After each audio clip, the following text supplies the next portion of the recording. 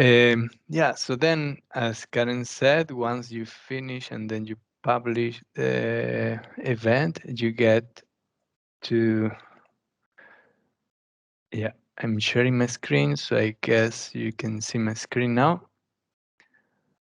So then you get to different, Yeah, we can see that. yes, you can see my screen? Yeah, yes. Okay, very good. So then you get two different versions for the report, one extended version and then a summary version, which is for the stock assessors. I'm going to actually focus in the extended one because my main purpose with this was mostly to go through different elements in the report, but especially the statistics, so we understand them a bit better.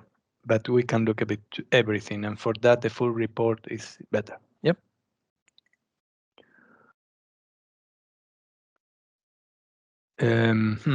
So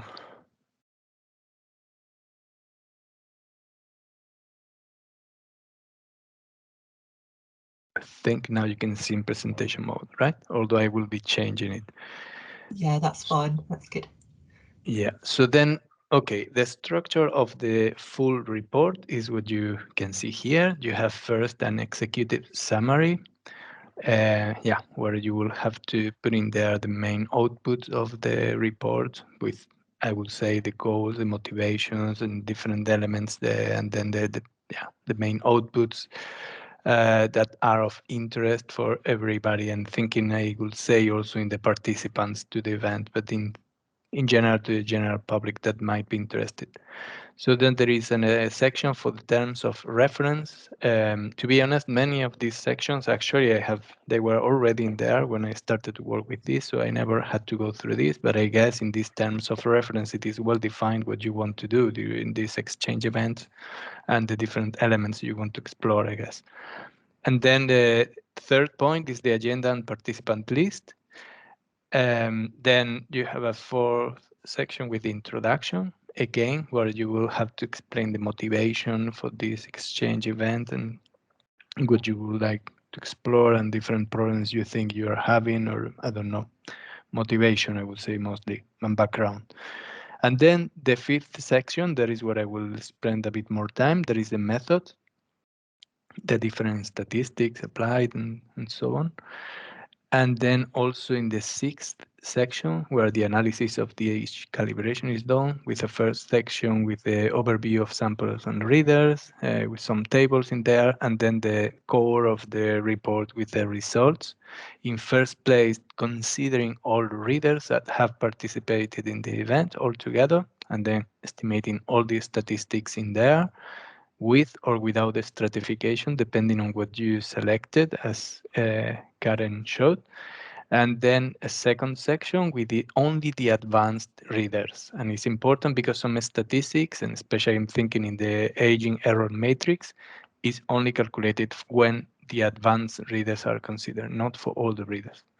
Then you will have the discussion and the conclusions of the event, and finally references. And then there are a number of annexes where you will have to put in there the agenda, list of participants, and then additional results, tools for the next meeting if you have already concluded and have clear what other elements you will need to continue exploring. Recommendations, I guess here should be for the maybe the working group. I'm not sure exactly. Maybe some of you will have more expertise, Julie or Karen, if there's something to add in here. And then finally, a report specific annexes. What I'm going to focus again is in the methods and then in the analysis of age calibration, where the core is with the overview of samples and readers, the results, the analysis of that, and then the Annex 3 with some additional results. The other sections is something that has to be filled by the event coordinator. So then in the methods, there are different statistics that are calculated.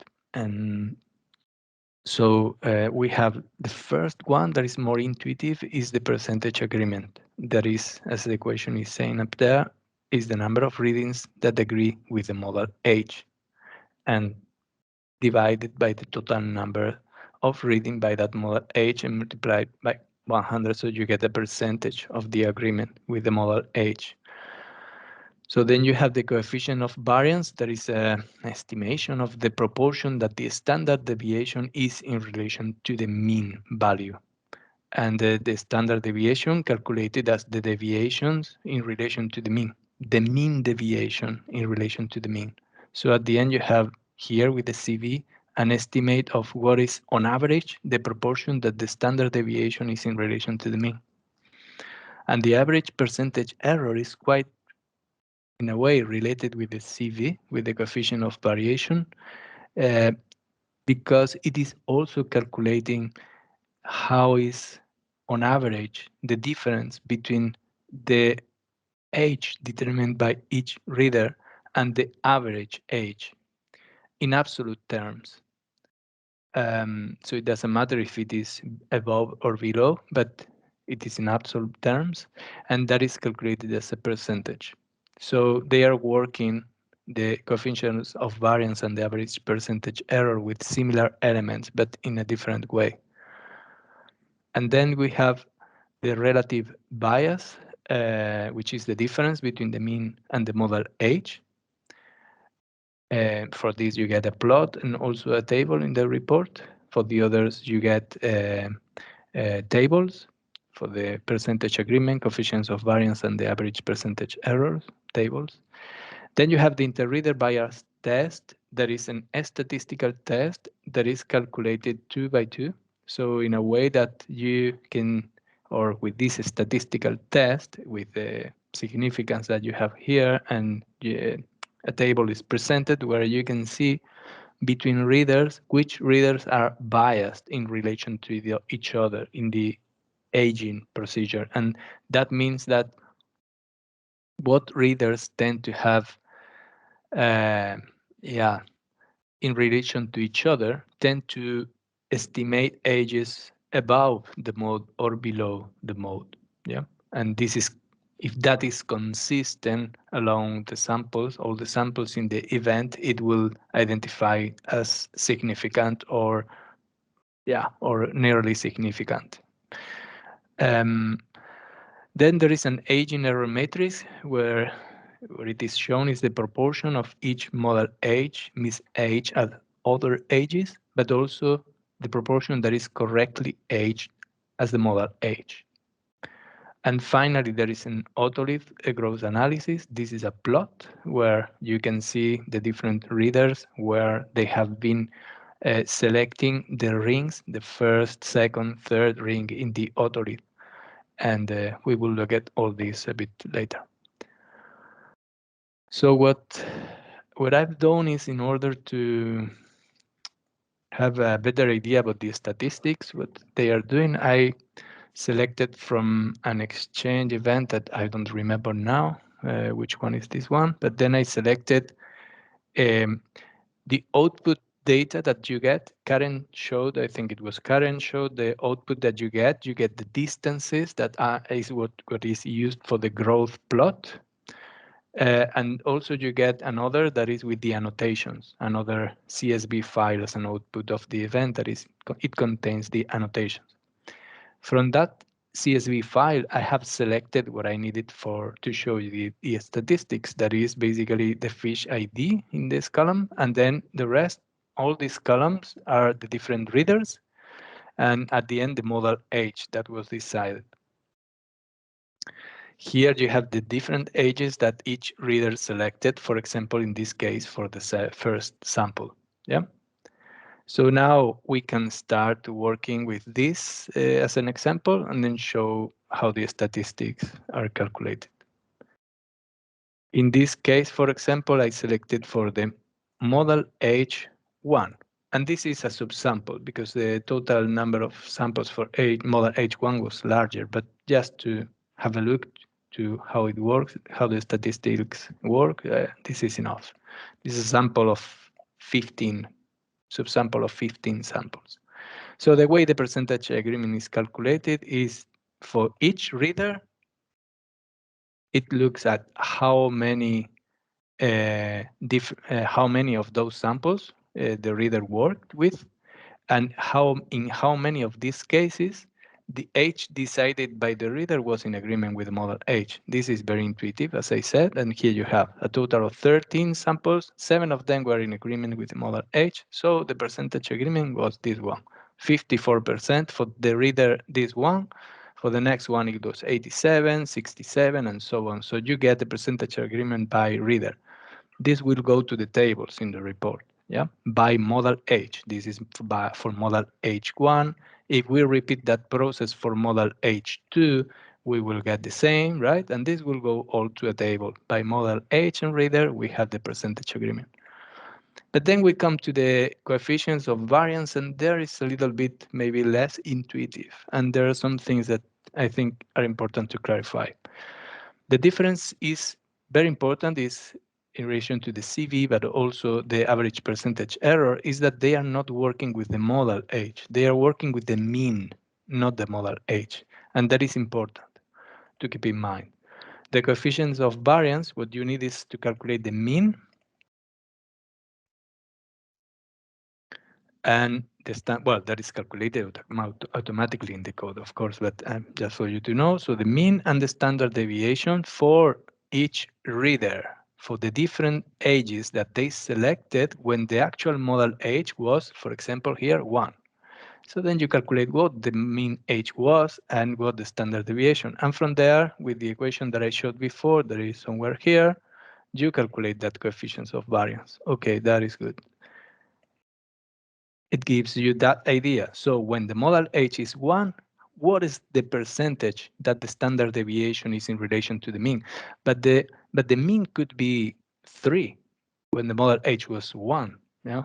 And still you would get a coefficient of variance around that mean of 3, nothing related with the model age. That's why the coefficients of variance is telling you about the variability, what is the percentage of the variability in relation to the mode for each reader, but it's not related to the model age. For that, you need to look to the percentage agreement. And then the same for the average percentage error. The average percentage error is also related to the mean, not to the mode. And then what it is doing again is calculating the mean difference between the estimation of or the annotation by the reader and the mean value for all the observations when the model age was, in this case, 1. And in absolute terms, it calculates that percentage. So then the coefficients of variance and the average percentage error, they are related to the mean and not to the model age. And that is, again, very important to keep in mind. If the mean is very similar to the model age, you will expect that the behavior of the percentage agreement and the coefficients of variance and the average percentage error will be more similar. However, if we have readers that are very biased, so that the model age is not so similar to the mean, then that relationship will not be so clear. And that is something I show in these plots. The relation between the coefficients of variance and the average percentage error is quite linear. So the relation is almost 1, although there is an offset here in the, but that probably related with the way both are using the mean and the observed values. But in relation to the relation between the average percentage error and the percentage agreement is linear, maybe, but the relation is not so like 1. Yeah. So it's more, no matter you're changing percentage agreement and the average percentage error still can stay more constant in there. So, okay, so now this is what I showed is how to calculate or how this percentage agreement, coefficient of variance, and average percentage error are calculated by reader and model age. And this will go to tables in the report. But you can do the same by sample. And this is something that some of you that may be more related with Google's NTIC Excel file, that was in there too. You can calculate the CV, you can calculate the percentage agreement and the average percentage error by sample, not by reader. And if I'm stressing this point is because in the report you have that also. And well, it's simple. At the end is the percentage agreement is how many of the readers for a given sample agreed with the model age. It's different to say how many samples for a given reader the reader agreed with the model age. It's a different question, though working with the same statistics, right? And the coefficient of variance, the same idea, calculate the mean for a given sample and the standard deviation and see what is the proportion that the standard deviation is in relation to the mean, and the same for the average percentage error. So you can have the statistics by readers and by samples, and that is in the report. And then the last point I want to look at or show is the aging error matrix. So what I've done is taking for the H2 model, when the model age is H2, I have taken all the samples in this case. Here they are. Here is the model age. Here are all the readers and the different samples here. And what I've done is counting how, for each sample, how many readers decided one of the possible ages for when we are in this case, model H2. And then at the end, you compile, add up all of them for the different ages, the number of countings there, and then calculate the proportion. And that is what is going to go to the aging error matrix. And this plot is showing that for the H2. The model H2 is the one that has the highest proportion, but then some people decided when it was actually model H2 that it could be H1. In this case, is around 13% of the cases. And some others decided that it was H3 when the model H was 2, and that is 18.5%. Yeah.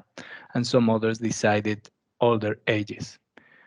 This is in case when the model H was 2, but if you do that for the model when the model H was 3, then you will get this vector of proportions, where the model in the H3 is the maximum value, but also you have some at H2, at H4, and then some others at older, and you can repeat that for all the model ages. You get the same, the proportions at the different ages. And at the end, you get a matrix where for each model age here in column, you have the proportions of the different ages that were selected. Here is for all readers at once, of course. And if we put that in a plot, we will have this, where you can see, the different model ages, the distribution of the ages that have been selected. This is a plot that is not in the report, but there is one that is equivalent to this when you put the center in the model age. And I will show a bit later. So these are the statistics. And if I wanted to explain, probably for most of you, they are very clear. Maybe some others it wasn't so clear, and hope now it's a bit clearer. And I think it's important to understand because if we want to increase the improve the communication between event coordinators and stock assessors, it's important that the event coordinator understand the results in the report so it can facilitate, the discussions or the communication with the stock assessor and communication of the results of the event. So then we can have a look now to the report. And now I guess we can go a bit faster because we have already looked into the. So as I said, there are different sections you can see here, terms of reference, the agenda, introduction, all that to be filled by the event coordinator. And now we get to the methods where there is some explanation about the statistics and so on. And then we get to the analysis. In first place, as I said, the overview table with the different some elements like year, ISIS area, strata that you can select as Karen showed, the quarter, and then number of samples. And this is something that I think is important already to look at, the range of model ages that you got in there. So you can see that, for example, in this year, there is only one model age, H1, while for others, there is a very wide range. And so this, I think it's important to look at, to think if uh, you need maybe to increase your sample size for some of these combinations if you consider that the combination of year, ISIS area, strata, and quarter or something is something important that you need to feel better. Yeah. And then the reader overview, yeah, with all the readers and the expertise that has been assigned before. And then the results. As I said, in first place for all the readers, you have the coefficients of variance, as I showed, by modal age and readers. As I showed, it is calculated, the percentage agreement, the relative bias as a difference between the mean and the modal age. And this plot is talking about the same than the table in here. So if you have a mean value that is the dot that is very much on top of this line, it means that your mean age on average for all the readers in this case is very much in line with the mode. And that talks you quite a bit about the symmetry. Maybe you have an error above and below the model age, but it's very likely going to be very symmetric, which is good. I mean, at least you don't have bias in the estimation of the age in your readers.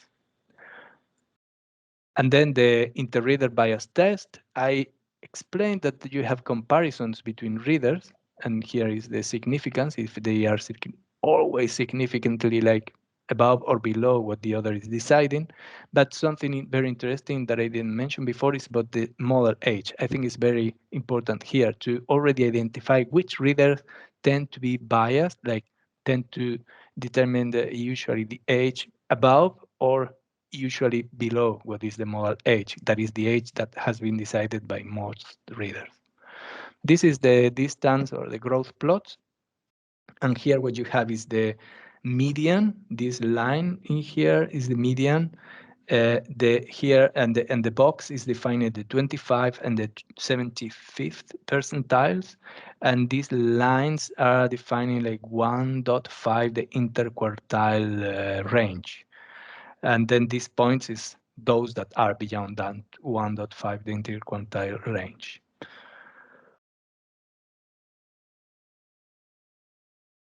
Yeah, and then you will see the results by strata for all readers if you had that in. And I'm not going to stop here because here what you will have is what Karen presented. If you have selected the stratification, the results will be presented separated by those strata.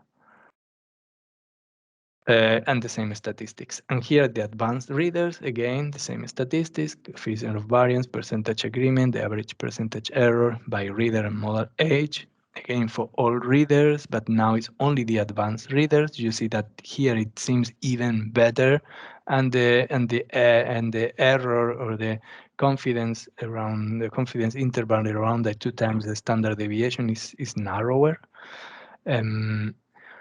Because I mean, I guess they are advanced readers and they tend to agree more than when you have all the other readers that are not advanced. Again, the distance, the growth plot, the distance, and here the aging error matrix that I mentioned before. And then, yeah, as you can see, the model age and the determined age, and you can see that those percentages for each age around the model age. This matrix, or the information that helps or is used to produce this matrix, is what should be used by the stock assessor and incorporated into the stock assessment. And then you have the results for by strata for advanced readers if you will have that decided. At the end, discussion and conclusion to be filled by the event coordinator, other tools, references, and then I just briefly want to show the Annex 3 that has some extra tables and plots.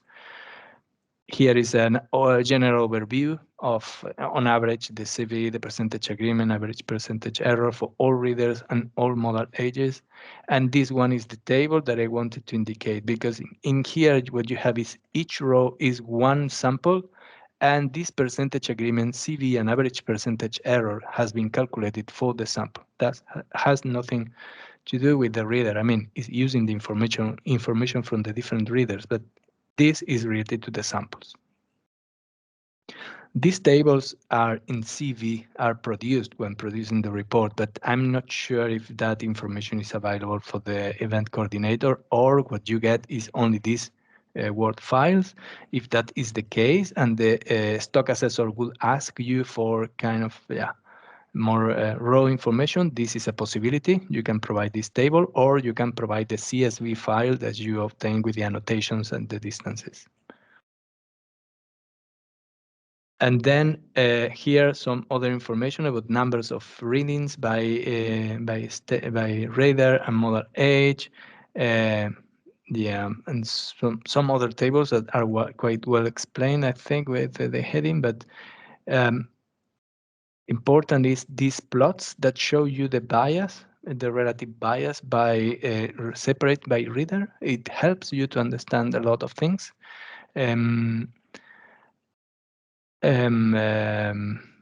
Yeah, this plot with the CV percentage agreement and standard deviation.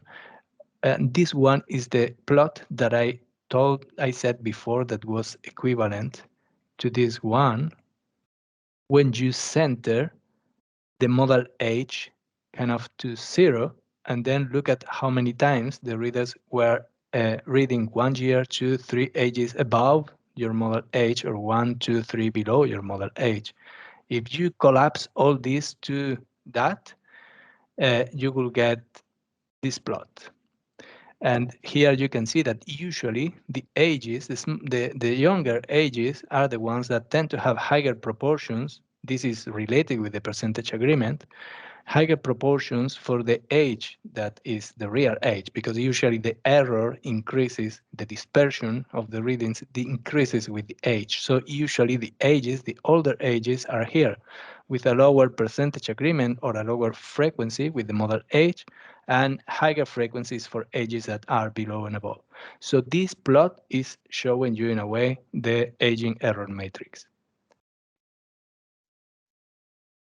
Yeah, this is I think it's a relative bias related. This is a growth, mean length of the fish. This is information related with the otoliths by reader and age.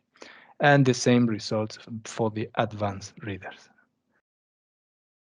I don't think there was anything else. Yeah, so thoughts for the next meeting and the recommendations, yeah, and specific annexes. So I think this is all that I wanted to say, just to come back to the presentation to check if,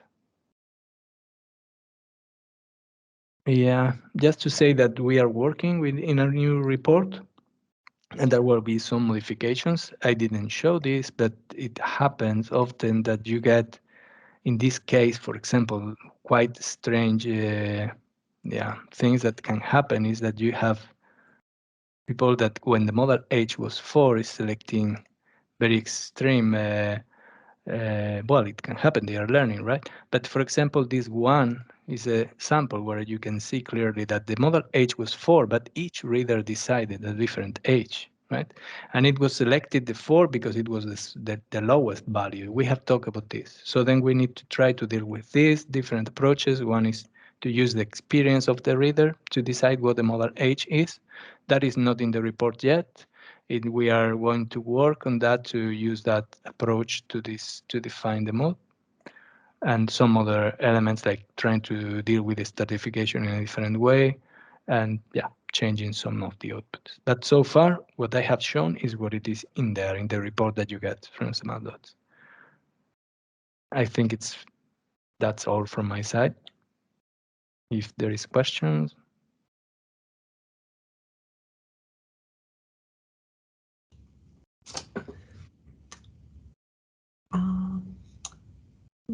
No questions at the moment, by the looks of it. Okay, very good. Everything was clear then. Yeah, it seems so.